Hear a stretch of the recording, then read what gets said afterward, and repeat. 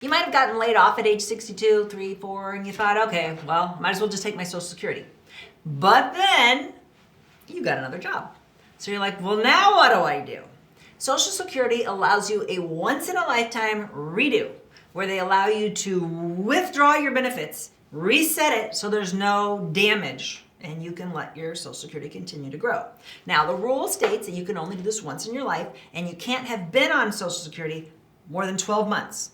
Okay, so if you're within that window, you've been on it 6, 7, 8, 9, 10 months, and you get this new job, you're like, okay, how do I get this redo? Well, you have to pay the money back. You have to pay it all back. One lump sum. No installments. You don't have to pay interest, so at least there's that, okay? So you gotta pay it all back, and then you get a reset as if it never happened. And not enough people are aware of this, and they're just like, oh, just forget it, I messed it up, and they just go on. No, because that permanently reduces the amount of Social Security you get every month for the rest of your life. If you are in this position, or you know somebody that's in this position, you wanna make sure that they take advantage of this rule to get a redo, pay it back, and reset their Social Security.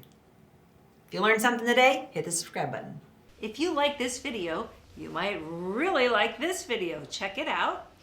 And we'd appreciate if you subscribe to our channel so you never miss a great video. We put out one every week.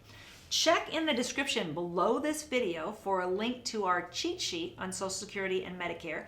And you can also give us a comment. If you have a specific question, always feel free to call us or email us at the Medicare Family.